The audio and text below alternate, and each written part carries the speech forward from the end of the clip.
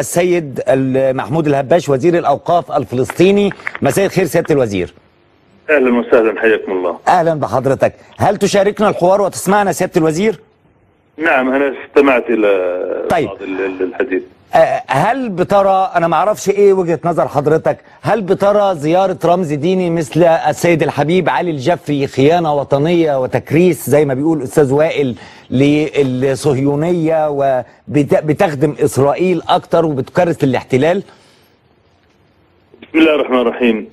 لا، وفي الحقيقة نحن نرى أن زيارة القدس هي شرف لكل من يقوم بهذه الزيارة، باعتبار أنه يؤدي فضيلة دينية دعا إليها النبي صلى الله عليه وسلم وحث عليها، وفعلها العشرات بل المئات من الصحابة والعلماء في كل العصور، بغض النظر عن الظرف والوضع الذي كانت تعيشه مدينة القدس.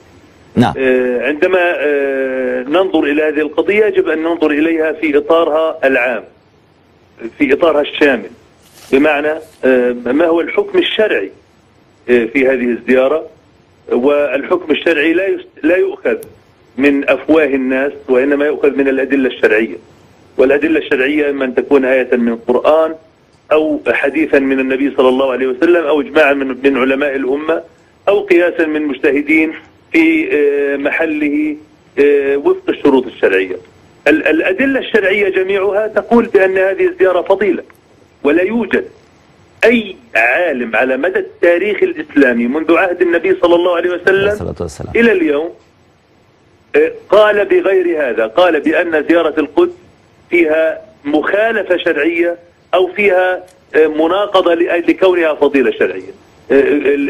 حتى عندما وقعت القدس تحت حكم الصليبيين أكثر من 88 عام وكانت محتلة من قبل الصليبيين، لم يمنع أحد من العلماء العاملين الكبار في ذلك التاريخ، لم يمنعوا أحدا من المسلمين من زيارة القدس، ولم تصدر أي فتوى من أي عالم بتحريم هذه الزيارة، بل كانت وظلت وستبقى فضيلة دينية وسنة حميدة وشرفا لكل من يقوم بها.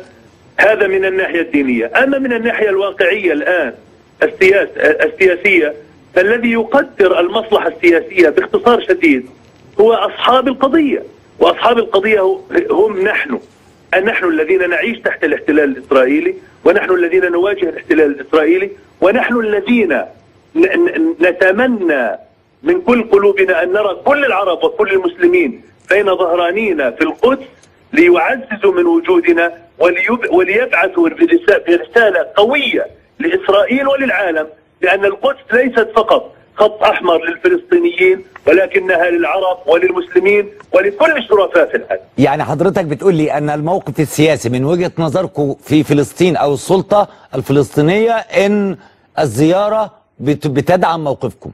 بكل تأكيد، بكل تأكيد.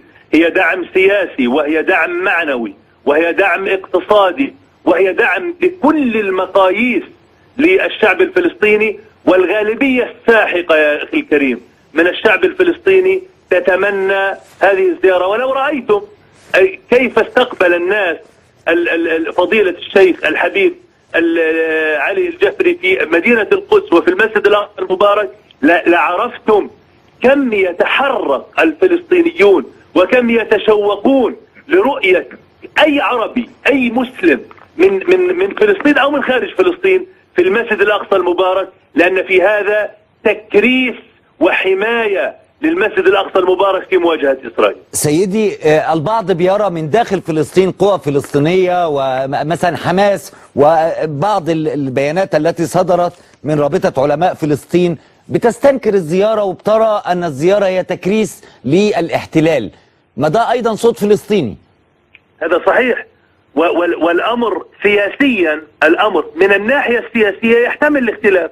نعم. والاختلاف لا يفسد للود قضية، ولكن أين المشكلة؟ أين المعضلة؟ المعضلة أن هناك من يريد أن يسوق الناس بسيف الحلال والحرام نحو مواقفه السياسية، يريد أن يلزم الناس برأيه السياسي بسيف الحلال والحرام، بسيف الشرع.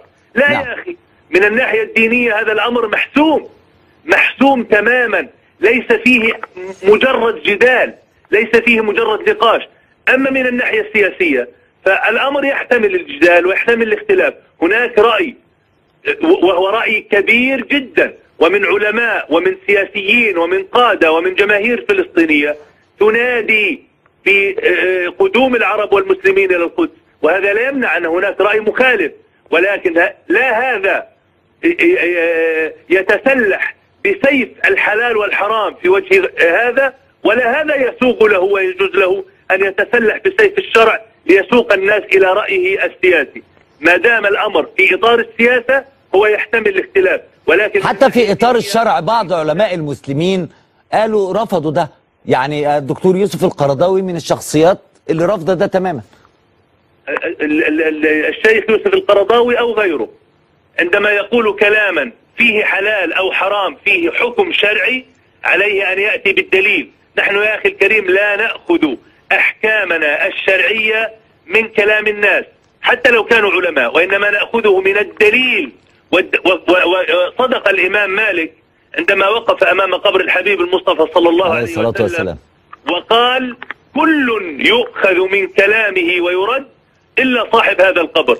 ولا أعتقد أن الشيخ القرضاوي ولا غير الشيخ القرضاوي هم المقصودون بصاحب هذا القبر، المقصود به هو محمد صلى الله عليه وسلم عليه الصلاة والسلام. وبالتالي إذا جاءنا الشيخ القرضاوي بدليل شرعي يسند فتواه نحن نتبعه، ولكن إذا كان هذا مجرد رأي واجتهاد شخصي اجتهاده مردود عليه، لأنه يناقض دليلا صريحا من السنة النبوية. ومعروف أنه لا اجتهاد في معارضة النص.